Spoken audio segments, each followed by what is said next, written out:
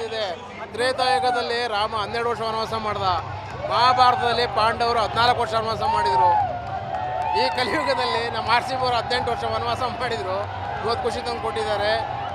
ಇಡೀ ಕರ್ನಾಟಕ ದೇಶ ಎಲ್ಲ ನೋಡಿ ಖುಷಿ ಪಡ್ತಾ ಇದೆ. ಪ್ರತಿಯೊಬ್ಬರು ಖುಷಿ ಪಡೋಂಥ ಇವತ್ತು ಗಳಿಗೆ ಬಂದಿದೆ. ಎಲ್ಲರೂ ಎಂಜಾಯ್ ಮಾಡ್ತಿದ್ದೀರಾ. ಎಲ್ಲರೂ ಒಂದ್ಸರಿ ಜೋರಾಗಿ RCBಗೆ ಒಂದು ಶುಭಾಶಯ ಹೇಳ್ಬಿಟ್ಟು ನೀವು ಕೊಟ್ಟಿದ್ದೀನಿ.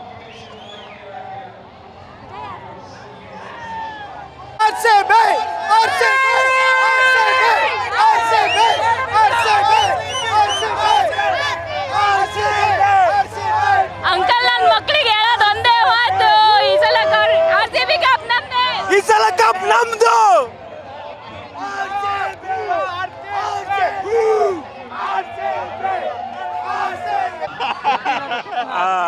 18 ವರ್ಷ ನಾನು 18 ವರ್ಷದಿಂದನೂ IPL ನೋಡ್ತಿದ್ದೀನಿ. ಅವಾಗಿಂದನೂ ಕಾಯ್ಕೊಂಡು ಕೂತ್ಕೊಂಡಿದ್ವಿ. ಬಟ್ ಈ ಸಲ ಏನಿತ್ತಲ್ವಾ, this is most manifesting win. Because day ಒನ್ನಿಂದ ಪ್ರತಿಯೊಬ್ಬರು RCB ಗೆಲ್ಲಿಗೆ ಎಷ್ಟೆಲ್ಲ ಟ್ರೈ ಮಾಡ್ತಿದ್ರು, ಎಷ್ಟೆಲ್ಲ ಪ್ರೇ ಮಾಡ್ತಿದ್ರು, ಅದೆಲ್ಲ ವರ್ಕೌಟ್ ಆಗಿದೆ.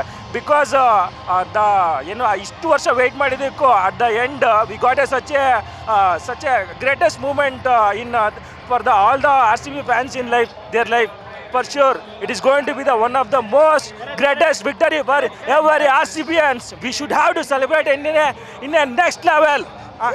Thank you so much RCB fans. ಸಲ ಕಪ್ ನಮ್ದೇ. ನೆಕ್ಸ್ಟ್ ಸಲ ಕಪ್ ನಮ್ದೇ. ಈ ಸಲ ಅಲ್ಲ, ಪ್ರತಿ ಸಲನೂ ಕಪ್ ನಮ್ದೇ.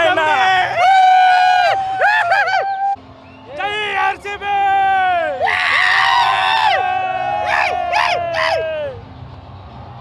RCB ಗೆದ್ದದಕ್ಕೆ ಸಂತೋಷ.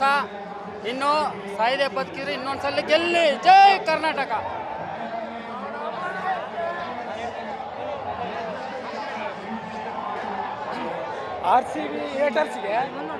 RCB ಹೇಟರ್ಸ್ಗೆ ಒಂದು ಸ್ವಲ್ಪ ಎಲ್ಲರೂ ಮೌನಾಚರಣೆ ಮಾಡ್ಬಿಡೋಣ. ಈ ಸಲ ಕಪ್ ನಮ್ದೇ. ಈ ಸಲ ಕಪ್ ನಮ್ದೇ.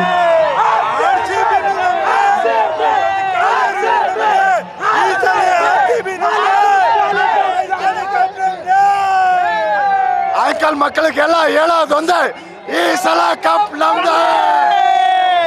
ಟೂತ್ ಪೇಸ್ಟ್ ಅಲ್ಲಿ ಉಪ್ಪು, RCB ಕಪ್ಪು. ಮನ್ ತೆಗಿಯೋ JCB, ಕಪ್ ಹೊಡೆಯೋದು RCB.